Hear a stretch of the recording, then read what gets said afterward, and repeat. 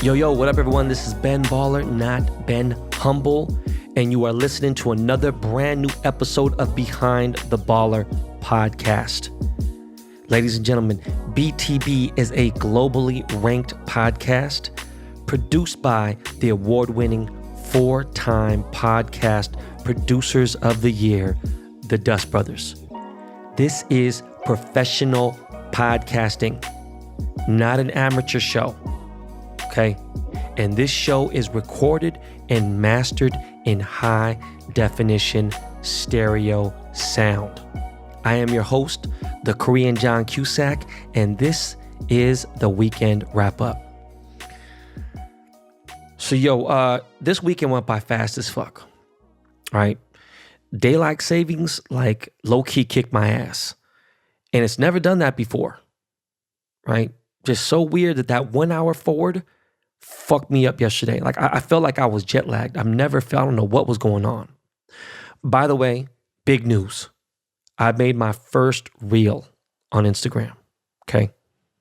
All right. It's kind of cool actually. But I will never join TikTok. Okay. It was a glorious weekend. Glorious indeed. This weekend was London's first communion, and he's been doing a lot better since his few episodes of depression, a month or so ago and everything. I was really worried about it. You know what I mean? I still definitely want to kind of seek professional help and everything, but we've been having play dates with his best friends finally. And obviously we're going out as much as we can, as safely as we can, right? Nicolette has also now got her first shot of Pfizer. So she's been vaccinated, one half, right? That means we're about to be super lit soon, right? Like we are going to be I'm hoping, we don't have any fuck ups. We should be good. I'm saying not just us, but, the world, right? Or at least California, America, all that. But, since I didn't grow up Catholic, I didn't realize how big of a deal the First Communion is. I didn't know we had to get him a suit and all that shit. But it was crazy, man. London did a really good job. He did great. I know some really basic stuff, but it was just a good that whole situation, the occasion, the day. It was really dope. Really interesting because mass was done in the car and it was streamed through radio and it was boom. But when we went up to get the Eucharist for the communion and everything, it's just a trip. But with that said, I got him a suit and everything. We decided to celebrate at his favorite restaurant. London's favorite restaurant is Cheesecake Factory, right? That mac and cheese and that sourdough bread. He's been going to Cheesecake Factory since he was 1 month old. Like we've been taking him since he could physically leave the house. He has been going to Cheesecake Factory and mostly the one at the Americana, right? That's like his shit. Also, Kaya and Ryder love that place. It's their favorite fucking place. They love the bread. They just love that place, And by the way, London is starting to kind of like cars again. So, it's been like 6 weeks or so since I've taken the Senna out. So we took the Senna out, went to the Americana. It was nice being out and not having a personal security guard, even though I'm always strapped, right? But I'm always looked after very well at the Americana. They take care of me. So it was like no need, right? Glendale's a really safe area. And not saying that shit don't happen there, but that's like the place you don't want to fuck up at, right? And by the way, Saturday was a beautiful day, okay? And London is starting to really understand things, right? He's 8, but he's 8.5. And when I was 8.5, things were different. But I mean, he gets it. He notices shit. He starts seeing things. And he can tell that, that I'm popular. He understands that his father is something, different. Like Ryder he's just, because my mother-in-law always tells crazy shit to Ryder. But, I hate the word famous. But London is a kid. So he calls it out as he sees it. He ain't holding shit back, right? He's like, Dad, they're videotaping you. We'll be at a stoplight. We're passing by a super famous breakfast spot that this is like a spot that everyone goes to in Burbank, but they just opened one in Glendale called BB's. And I ain't gonna lie to you, the shit is good. But we stopped at a stoplight and be like, hey, they're taking pictures of you and everything else. And I'm like, no, they're just taking a picture of the car. He's like, no, they said your name. And I'm like, fuck. When I'm out in public with my son, as we go out very seldomly. It's been a while since we've all kind of gone out to a restaurant.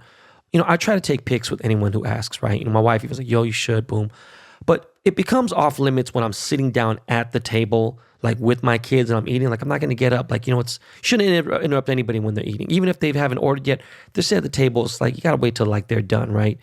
But, it's just, it's rude, and in the 2.5 hour span that we were at the Americana, I got asked maybe 30 times to take pics, right?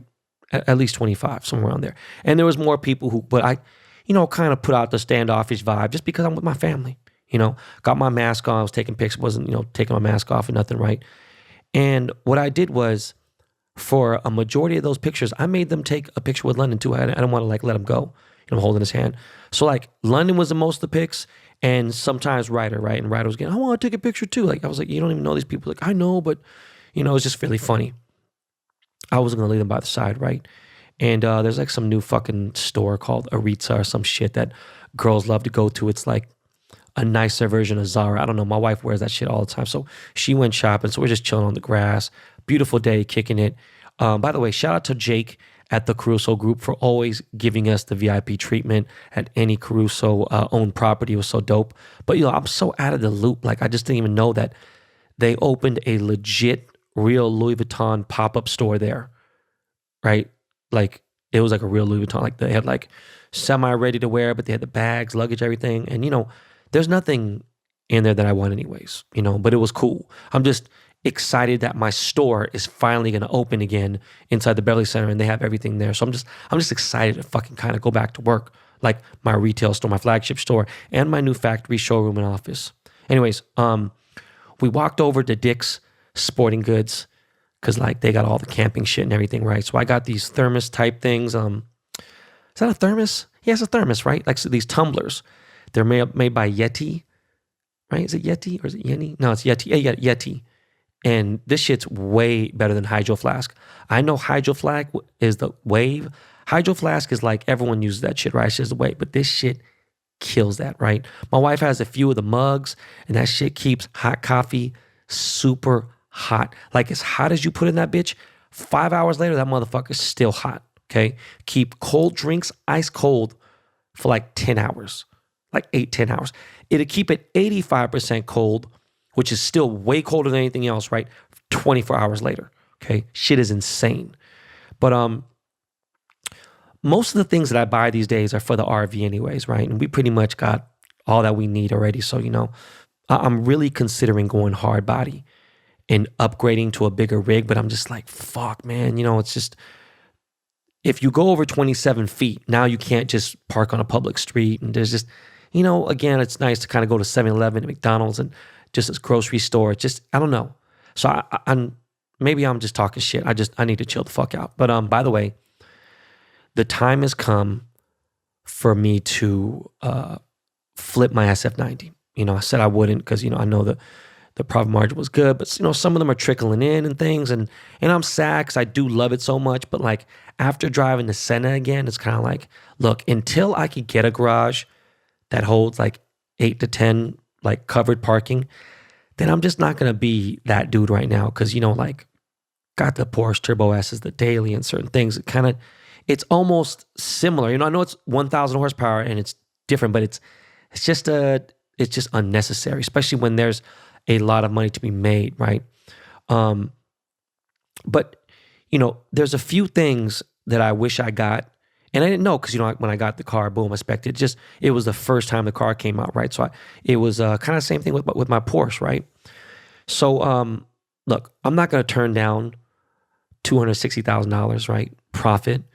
So what I'm doing is I'm going to order an SF90 Spider now this week. And it'll be first delivery, probably, January, February of 2022.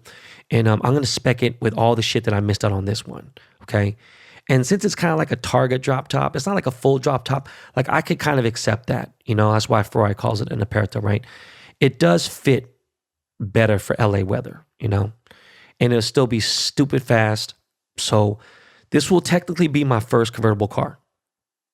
I've never owned a convertible car, which is crazy. Real sports, sports car enthusiasts, they're pretty much against drop tops. They drive coupes, what I'm saying? That's that old, I don't know, man, just not me. It's that typical weirdo, like, midlife crisis type motherfuckers, that drive drop tops, especially when it comes to exotics. You want to go with the coupe, right? So anyways, I'm going to order a few different options, a little bit more carbon fiber. I'm going to do the $30,000 carbon fiber wheels, which I was like, man, fuck that. You tripping, right? Just for a flip. But now it's kind of like, look, I'll get the money back on this car. I'll definitely be able to flip it for what I want.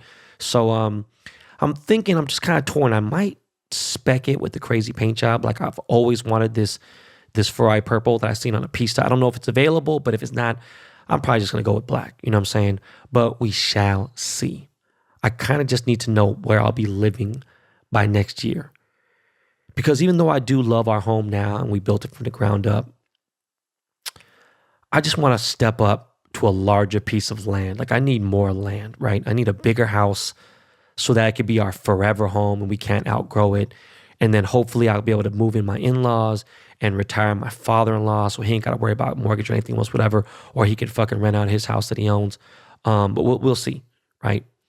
If there is a real estate market crash, I won't give a fuck, In fact, I'll be happy. But I will say living in an expensive home has helped my net worth for sure.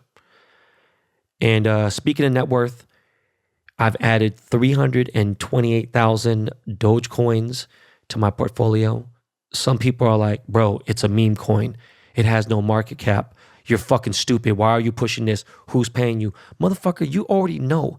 There's no fucking person in the world that could afford to pay me to push a meme coin. You know how fucking dumb you sound? Like, shut the fuck up, stupid. And don't worry about what I'm doing. You should worry about what I'm doing, actually, but worry about what you're doing. Because obviously, I've reached near 9 figures, and it's worked out okay for me, all right? So $20,000 is not going to break me, okay? I'm still able to put shit in perspective all day with my spending, okay? And you know what? But I will admit, the last 16 months have been atrocious when it comes to my monthly expenses. And so I got to cut that shit in half. I was talking about doing it before, but I had a good year. I gave a lot of people money. I got my in-laws an RV. I got my wife a few gifts, took care of my mom, took care of a bunch of people I didn't know. And by the way, you know what? I don't even know if I'm going to address it because I know this lady hit me up on like the most improper way, but it's like, look, if you hit me up for money and you need me to help you out and you want to, like, you do it in such a public platform, just know I have a financial team. It ain't no walk in the park. Like, people are going to scrub the internet and find out all the information they can on you and whatever they can find. And like, it's sad. Usually, when someone says that they're handicapped or certain things are going on, boom, and it could be true. But at the same time, there's like things that my team finds out, and it bums me out that people hit me up for money for things, But anyways, plan to cut my expenses in half. Hopefully I'll get there by June. I've kind of done a lot of fucking spending and everything, and I'm just cutting it off as we speak right now. Like, I really need to chill. Still downsizing, trying to get it there, just so I can get control of shit, right? Bitcoin hit over $61,000 this weekend, and I actually woke up this morning still in disbelief. Like, I've been in disbelief for since Christmas, okay? Nothing has ever done this well for me when it comes to just like a stock or a coin, anything of this sort of type of investing. So I have to admit that there's definitely a bit of good luck on this. You know what I mean? As far as my hustle and everything else, that's just dues paid, and I earned it. I deserve it. But this is just something crazy, okay? Like, let me put this in perspective a little bit. People hit me up all the time with like mediocre. And some people are like, oh, I'm broke. They don't have $500, $1,000, whatever. But for some people who have money they want to put somewhere and whatever. Like, look, okay? If you're, chill, middle-class dude who has, around $50,000 saved, and I'm sorry to say, look, I'm sorry that some of the people, don't have $50,000 saved, but like, really, in the big scheme of things, $50,000 isn't going to go very, very long. And I'm talking about for someone who, if I really want to break this down the molecules, if you're just renting and everything else, and you're renting in a shitty part of LA, and I say shitty, I'm talking about like, you're in even like south of Koreatown, and you're in an area where, you're paying maybe $2,000 a month. People are like, yo, $2,000 a month is a lot. You have no idea what rent is like in LA, okay? $50,000 ain't gonna last that long. People are obviously working check to check. But what I'm saying is, if you're middle class, you have $50,000 saved, and you put all of that into Bitcoin a year ago, right? You would have over $760,000 right now, okay? Fuck if you invested way, way back. I'm just talking about 1 year ago, okay? And for that person, it could definitely change their life for sure, all right? So we live in different times. Be smart.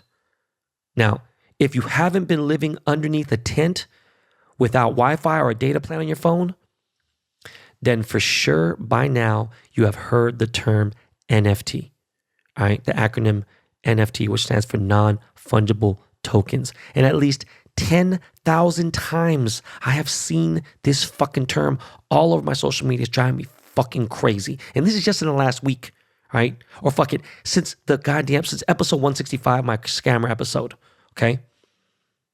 This weekend, a few of the big dog, like NFT guys, like this dude Blau, who spells his name 3LAW, right? And a couple other dudes dropped their NFTs. And look, I don't want to be a hater. I'm just calling it as it is, right?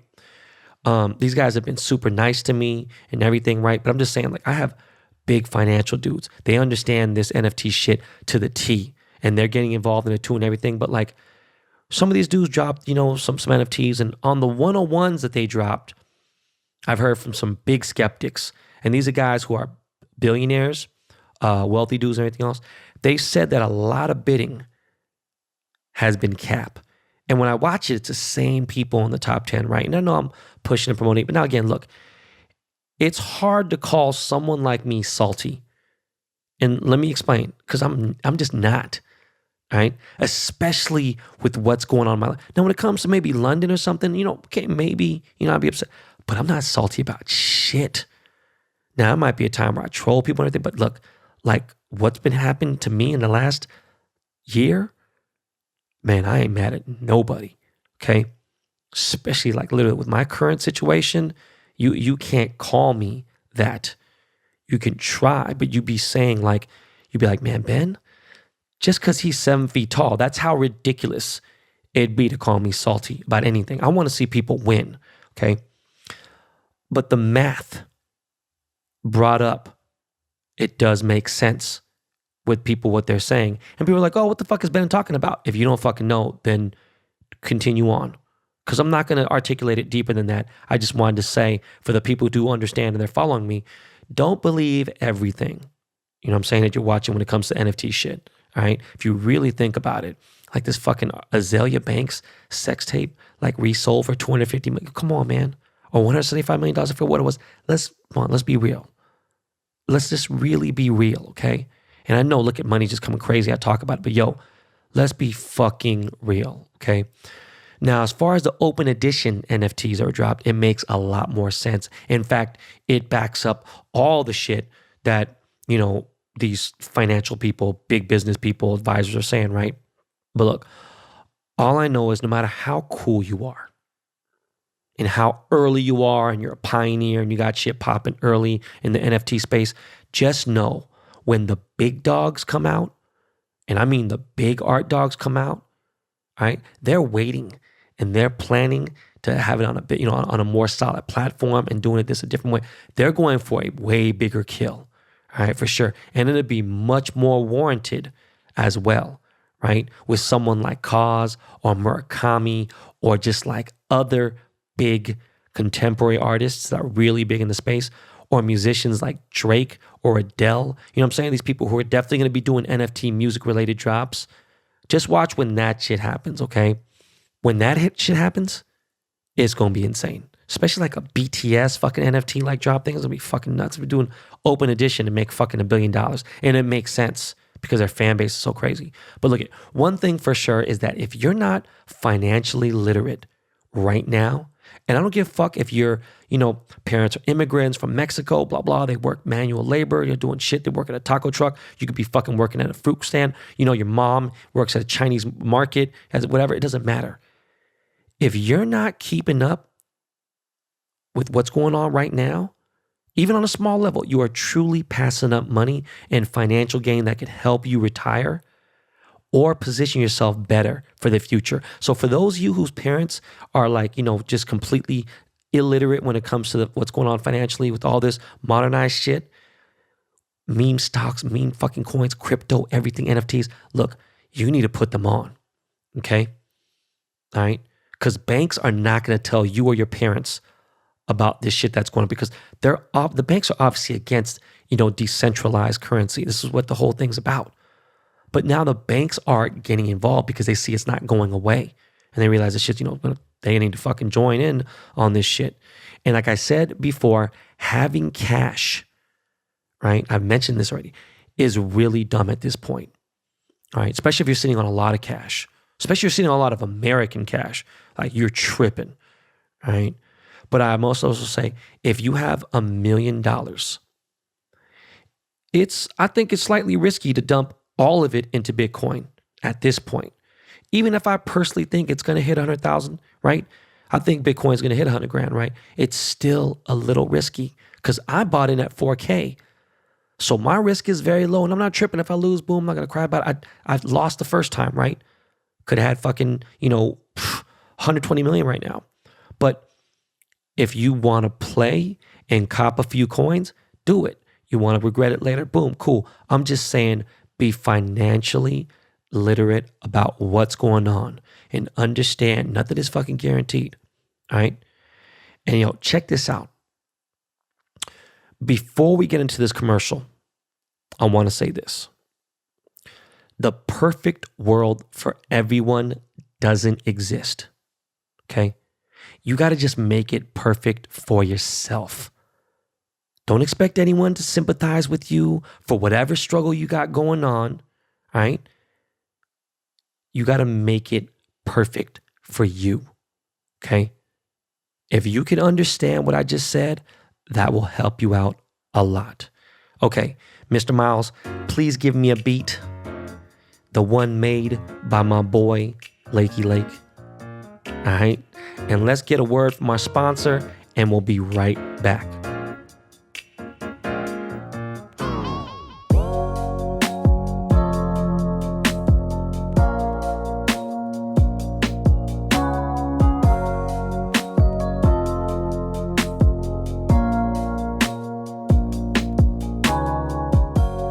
In 2021, mental health is finally a recognized thing. And that's why we're excited to be sponsored by BetterHelp. So many people are struggling right now and aren't feeling like their normal selves. Therapy helps. And it doesn't have to be sitting around just talking about your feelings. So what is therapy? Exactly. It's whatever you want it to be. You can privately talk to someone if you feel like you're not dealing well with stress or you're having relationship issues. Whatever you need, it's time to stop being ashamed of normal human struggles and start feeling better, because you deserve to be happy. And now you don't have to worry about finding an in-person therapist near you for help. BetterHelp is customized online therapy that offers video, phone, and even live chat sessions with your therapist. So you don't have to see anyone on camera if you don't want to. It's much more affordable than in-person therapy, and you can start communicating with your therapist in under 48 hours. Join the millions of people who are seeing what therapy is really about. It's always a good time to invest in yourself, because you are your greatest asset. This podcast is sponsored by BetterHelp, and Behind the Baller listeners get 10% off their first month at betterhelp.com/baller. That's betterhelp.com/baller. Do you guys remember that movie, Indecent Proposal, with Woody Harrelson, Demi Moore, and Robert Redford? You guys got to know that movie. The movie is fucking incredible. If you have not seen that fucking movie, you should fucking smack. And if you have a girlfriend, watch that movie with your girlfriend and wife. If you haven't seen that movie, man, that just would be crazy, okay? But I remember when that movie came out, I saw that motherfucker at Daly City. I forgot what movie theater, but I saw that shit in Daly City. I remember this crazy thing. I saw it with this Filipino girl who I was like just slightly dating. And fact, I think that was my problem with my first Filipino girlfriends was a trip. But that movie fucked me up, right? That was like, the came at 92 or something, whatever. And now look, I know I talk about how much I hate remakes and stop remaking movies and stuff or classics. Don't remake classics or older movies, but bruh, this movie right here in a 2022 world, yo, it'll be fucking lit, right? Modernize shit and add social media to it. And wow. Like you have an Elon Musk type dude, and then you got a young couple who's struggling. Man, any good writer could flip this into something so ill. And that movie ending fucked me up. Yo, I just watched it again this weekend just because it popped up. I was like, you know what? Let me get into this shit. It's like, I paid attention to like 75, 80% of the movie, but money is not the answer. Like, you guys have to understand. If you're trying to be happy, it's not that. It's just, this movie proves it for real. And by the way, if you didn't know, I am a sucker for a good love story. All right, don't let that shit fool you. I know I act like I got no heart, but yo, I'm like, man, a good love story, I'm in it. I watched Last Chance U, this basketball edition again, right? That's the latest season about East LA College. Now I've watched the season twice now, okay? It's crazy that this coach, John Mosley, is 2 years younger than me, played ball in LA, in the fucking LA Unified School District, man. It's crazy. That means we played ball in the same era. I actually love to have him on the pod to talk about our era. You know what I'm saying? I might reach out to him, just cold, slide into his DM, something. The craziest part about this movie with the struggle about JUCOs is like there's no dorm situation. So you can't control the players. And, financially, these dudes are hurting, so which is crazy. There's no meal program either, right? So shit is strictly like these dudes are really out there struggling, just trying to just get ahead. And the dream is to go to a D1. And you already know, not everyone's going to make it to a D1. So and that's if they could even, not all these guys who are really good will get a scholarship. So it's like, it's just fucking tough, man. Watch that shit just inspires me. It's like, it's crazy. And speaking of college basketball, Jordan Winter, sir, are you there?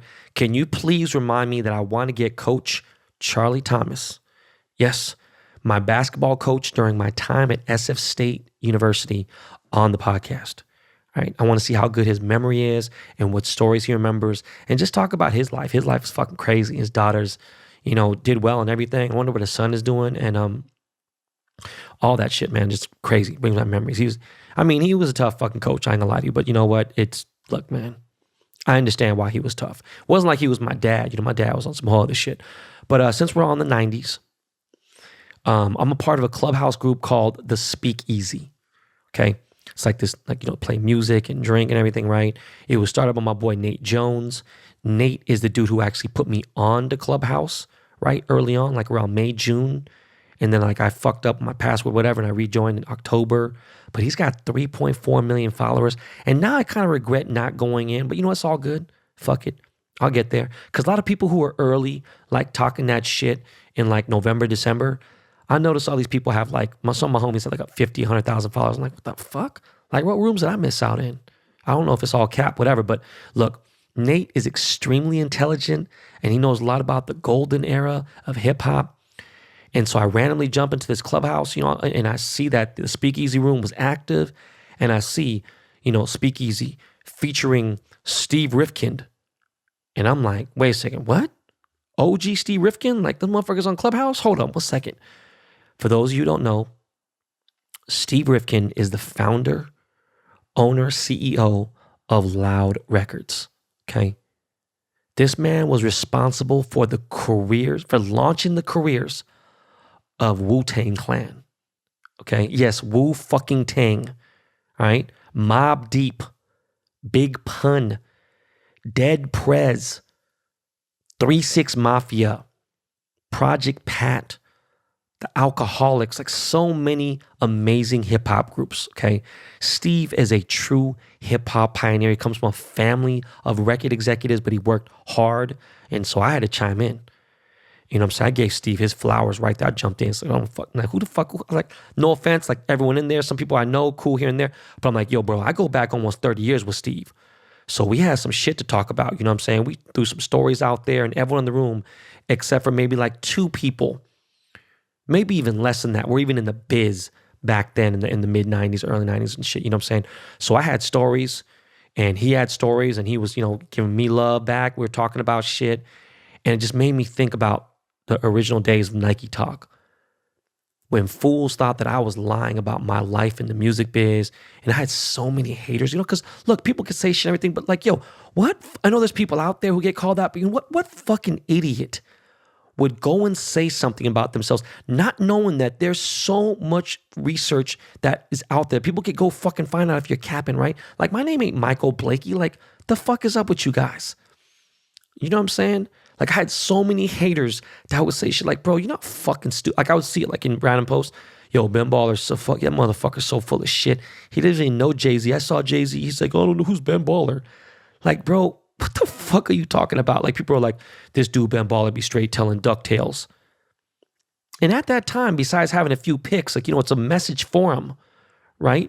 It's not even like there's real no way to prove that I really knew Tupac or whatever. And not even to mention, like, MySpace wasn't even that type of place, It wasn't until literally midway into, like, Instagram, Twitter days, like the glory days, when the OGs in the music biz began to get really active and podcasts were born, like Combat Jack and shit like that, and even Breakfast Club, where I was able to tell my stories, and like CEOs of these big labels like Diddy or Rockefeller, I'm saying, Dame Dash, and then would co-sign me.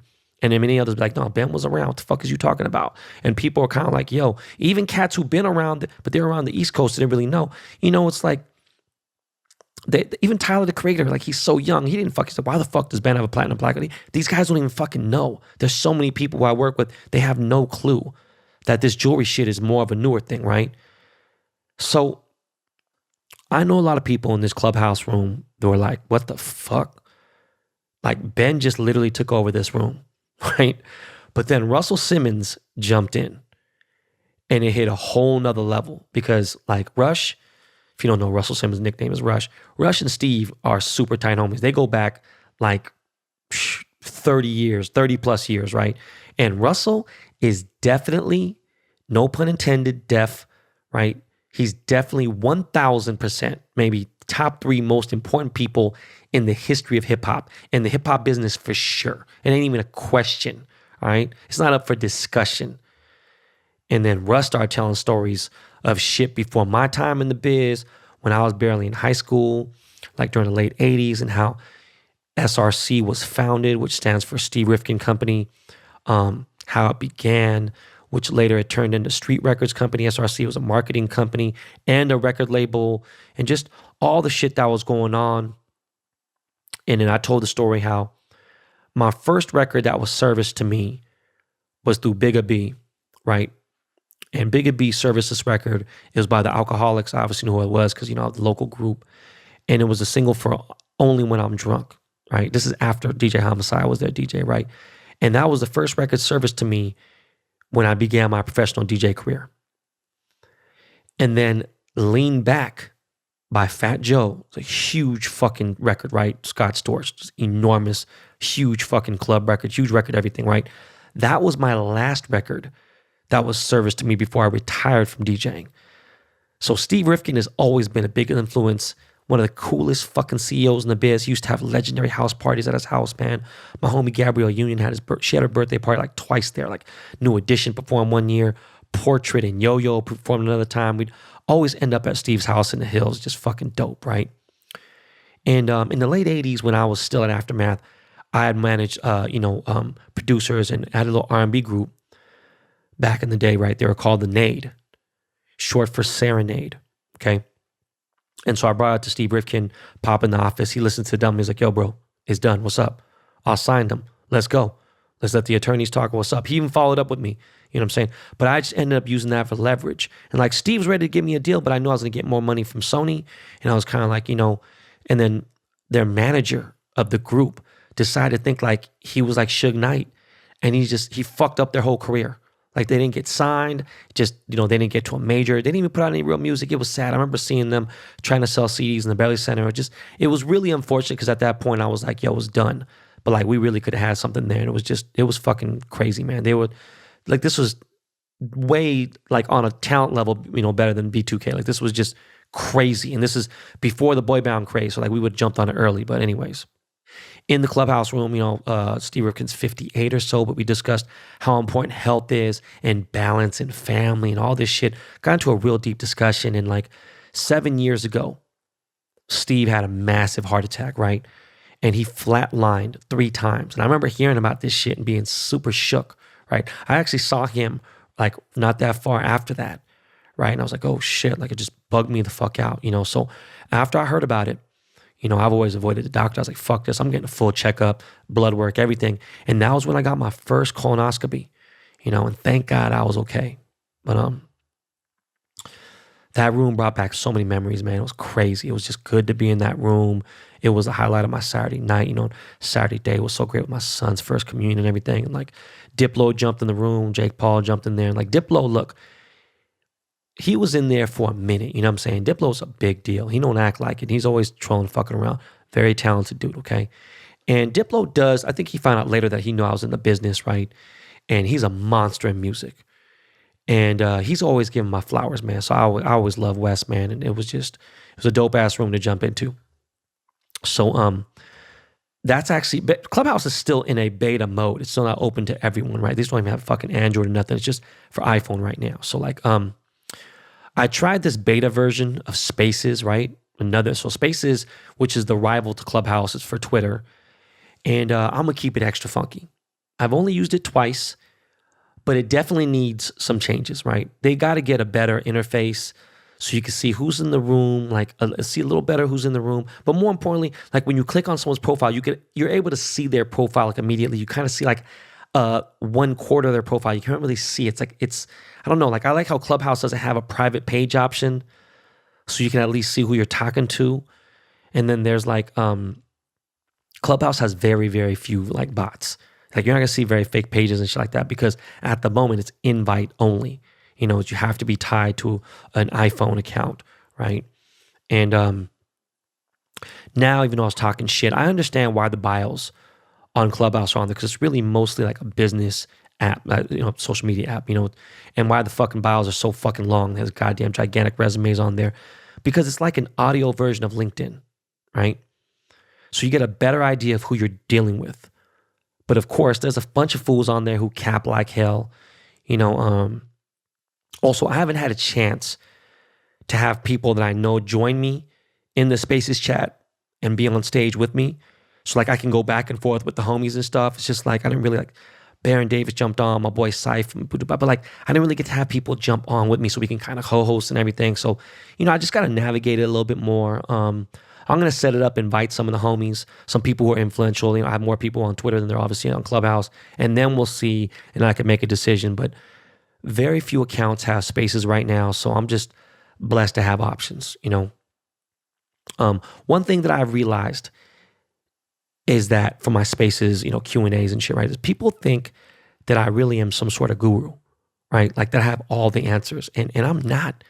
And I don't, One highlight from the Spaces session was that I did share a fucking insane story about my boy who was a professional hacker. And that story is a legit 10 out of 10. I've never told it on the podcast before. And I may or may not talk about it. I need to get his permission because the podcast is archived forever. You know what I'm saying? And like, I got to keep his identity. Even if I kept his identity fucking anonymous, like he could get like, motherfuckers get caught up. Now for some breaking news, only here on BTB. The producers of the Netflix TV show Bling Empire have reached out to my theatrical agent, okay? And they've asked me to be a part of the new season that they're about to film. That means that, like a co-starring part. They didn't give me some fucking little small part. They already know, like, I'll rip shit apart, right? And before my agent even finished the full pitch, I said, bro, absolutely not. All right? No fucking way. You could go ahead and just tell him no. You could decline the offer, right? My agent was like, Ben, listen to me. by the third episode, you would own this show. You will literally own this show. You could bring Dorothy Wang in and all this other shit, and you would look, man, there is not a single chance anyone on that show could keep up with you. Like, they could not keep up with your content. It's all real and everything. And I'm like, I don't give a fuck. And I also already know this. Do you know what I'm saying? Like, I know. And I haven't seen one episode. I just seen like a little highlight. I get it. Right? Hell no.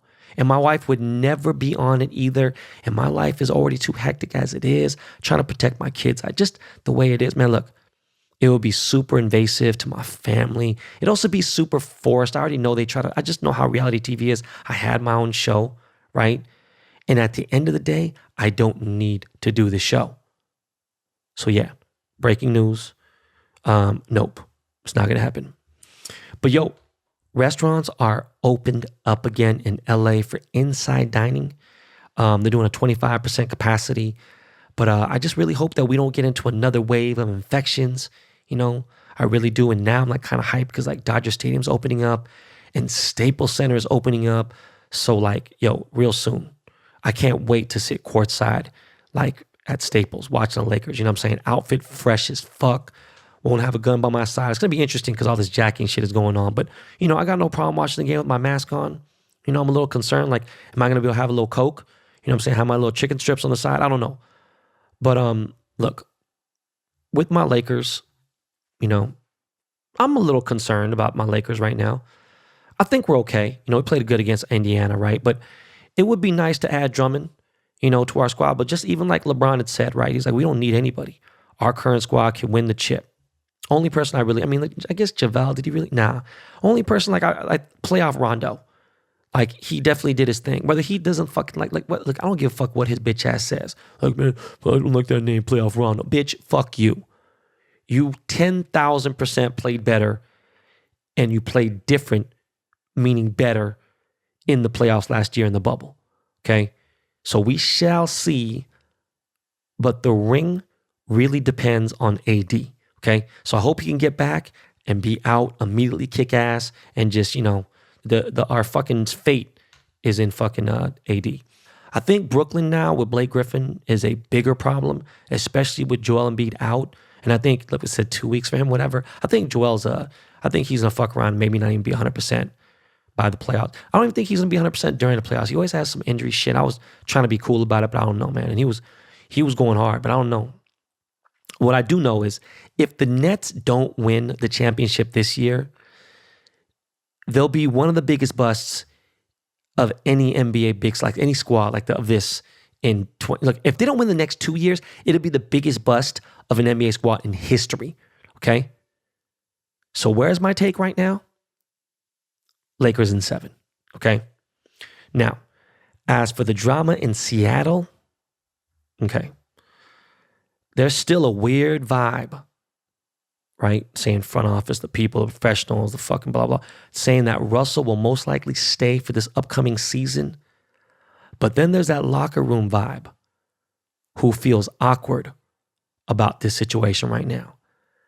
And what I think is we just need to go ahead and get rid of his ass, okay? I get it. He's the biggest fucking star in the history of Seattle, okay? But, yo, man, just enough is the bullshit, bro. Like, I'm not in all, like, I'm into fixing things and talking about it, but it's just some whole other shit. Like, this one is the one where I feel like, nah, man, like you done fucked up the mojo of the team, man. Like, and again, don't trade his ass for no 3 first-round draft picks. Like, fuck out of here. What are you talking about? We need Deshaun. We get Deshaun. Yo, I'm serious. We are Super Bowl contenders for real, okay? Drew Brees announced his retirement.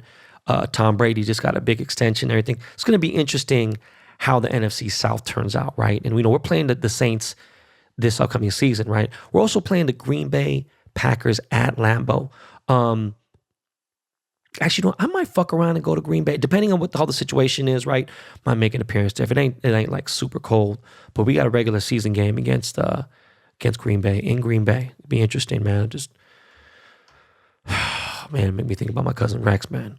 By the way, speaking of Green Bay, shout out to my dude Aaron Jones, aka Showtime. He's got a $48 million contract. Yo, big ups, homie. That's a big bag, fam. We got on his IG live yesterday. Yep, my boy Showtime put me on his IG live yesterday. Was talking to shit. You know what I'm saying? Right after he announced the news, he was super hyped. He was one of the first early winners of the Snickers chain, and let's see what he does, man. I'm hyped for him, even though I'm a 12. Now, on to other news. We aren't going to talk about the Grammys because they're trash, right? I'm just sad for my boy, like my bro, Freddie Gibbs. You know what I'm saying? Like Freddie, like he didn't blow up till he was 38. Like just, man, I was really, like, he actually really handled it in a classy way, but he should have won Album of the Year. You know, I know Nas has been nominated over 10 times or some shit, whatever, for a Grammy, and he never won. Look, his last album was doo-doo. That shit was trash. Okay, he should have won for his early albums that were good. I hate the way the Grammy shit they didn't get it this time. So they do the same shit with the American Academy Awards. Like, well, this guy's been nominated one time. Let's just give him this one. No, fuck that. That's not how it works. You don't give somebody a pity award. That shit is whack as fuck. All right? Just because he had them past losses, it just makes the Recording Academy look even more sus. All right? Like, I was really looking forward to to Freddie and to my former high school alumni, Alchemist, to win, like for Alfredo to win Album of the Year. That was a robbery, bro. That shit was whack as fuck. All right? And like, just Beyonce, I'm not going to perform the Grammys, whatever. And then she won like the most Grammys ever, tied with Quincy Jones or some shit. And she accepts the award and says, like, this is fucking crazy, man. I don't know, man. But shout out to my boy Alan, a.k.a. Alchemist, right, for sending me that fire collab he did with Born X Raised. Forgot what dude's name is for Born X Raised, but I know he went through some health issues and he's at LAOG, everything, right, whatever. But I kind of feel like the motherfucker don't like me or something, right? And I got no issues with dude. I think they're cool. I just, again, man, motherfuckers got the wrong idea about me and just, it is what it is. Last thing I want to address is I said a tweet this weekend about my kids being easy. I said my kids are simple because they love Target and Cheesecake Factory. And I had like a lot of people say like, yo, is this dude been tripping? Like, how is that simple? Like, please tell me how Cheesecake Factory is. So some people said, how is Target simple? And I'm like, yo, look, okay, I get it. Some folks, they might be broke, right? And they may not be able to relate that Cheesecake Factory, is like, they're just chill for that, right? But check this out. Have you figured out like where I am and, my situation currently, right? You know how it's simple? It's simple like how basketball is simple to Michael Jordan, okay? And Target is no different than Walmart. It ain't anywhere near fucking fancy. Get the fuck out of here, okay? For the current situation my family is in, my kids could easily be into a different level of dining and such, all right? They're chill kids. Other than the fact that they're privileged to have their own phone and a computer, look, they're not bougie whatsoever. I'm not saying this to my kids. I'm telling you the truth. Like, my wife done a great job. I've done a serious job with them. I do like to spoil them. But look, some dumb fuck quoted my tweet, was like, rich people say stupid shit. I'm like, yo, like, I didn't reply to dude, but like, Aunt Dick, have you ever worked fast food for a year, all right, at minimum wage? No? Okay, then shut the fuck up. You know what I'm saying? Like, if you don't know that I was broke for a majority of the first half of my life, look, then don't worry about what I consider simple today, especially with all the dues that I paid. Pay your 25 years of hustle, then talk that silly, stupid shit. Okay? Cheesecake Factory is barely a level above Olive Garden, right? It's not like I said, oh, my kids love Mastro's and, Mr. Child's. They're just so easy, I didn't say that shit, all right? And with that said, always remember, this is not your practice life. All right, guys? Yo, that's the weekend wrap up. Don't forget to hit that subscribe button. And yo, LL. Yes, sir. Take us the fuck out of here, y'all. Peace.